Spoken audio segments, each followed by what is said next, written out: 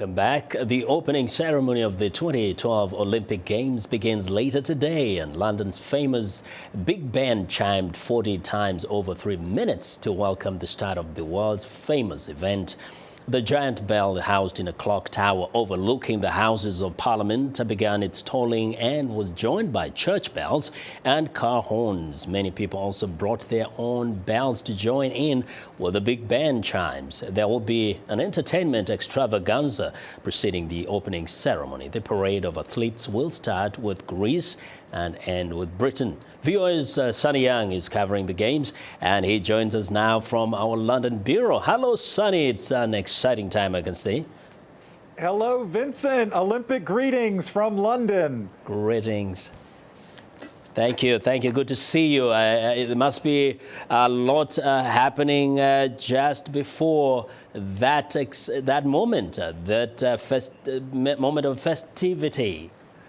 Well, Vincent, the Olympic spotlight this evening here in London is on the Olympic Stadium in East London, where athletes, officials, and fans from Africa and all over the world are excited and getting ready for the opening ceremony for the London Games. The Olympic torch was rowed down the Thames River on the royal barge Gloriana on the final leg of its journey to London's Olympic Park. The torch relay ends Friday evening with the lighting of the Olympic cauldron during the Games opening ceremony. Now, two of the African flag bearers that our in-focus viewers should watch for are David Rudisha of Kenya and Caster Semenya of South Africa. Rudisha is the reigning world record holder at 800 meters, whereas Semenya is the 2009 world champion at 800 meters. She was involved in a gender controversy a few years ago, but she will lead the South African team out onto the track at the Olympic Stadium in East London.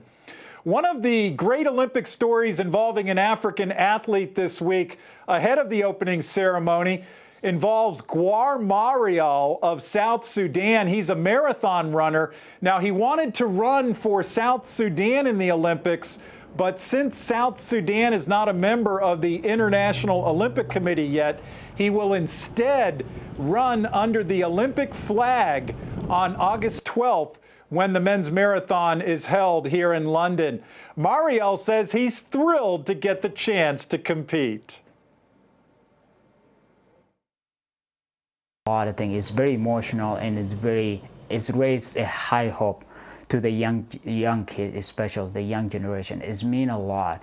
And for me, it means a lot to glorify the people who died for the freedom, including 28 of my family. You know, their spirit is what allowed me to get up every single day and put on my shoes and train to honor them. So to have someone in the Olympic after 1 year of independence, that's huge. You know, everyone will see that, and even the whole world would see it. That's amazing. Just amazing to see Gwar Marial of South Sudan running the Olympic marathon on August 12th. Finally, Vincent, I know you love those Kenyan athletes, and earlier Friday I had a chance to talk with Gordon Olioch, Kenya's Commissioner of Sports, and he says he expects the Kenyan team to top its medal tally from 2008 when Kenya won 14 medals here. That was in Beijing. He thinks they can do better in London, and I know the Kenyans will be doing very well in the long-distance track events here in London, Vincent. Be sure, Sonny, I'll be watching those Kenyans running, and I'm very hopeful that there will be surprises with new blood on the tracks and more gold medals and many other medals. I'm so sure about that. That's perhaps one of my motivations for watching the Olympics.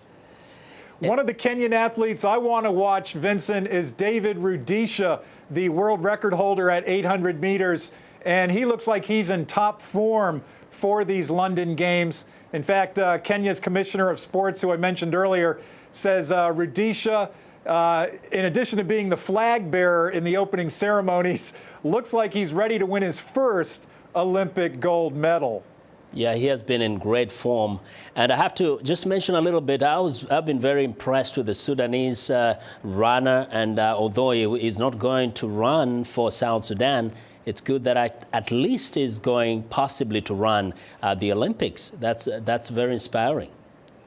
I think it's a great story, inspirational story, Vincent, for South Sudan, Africa's newest country, to have an athlete compete here in London so soon after it gained independence. And we will see more South Sudanese athletes in the years to come competing in the Olympics. That's right. Thank you very much, Sonny, and be sure to tune in for Sonny Young's Olympic reports from London throughout the Games. Thanks a lot, Sonny.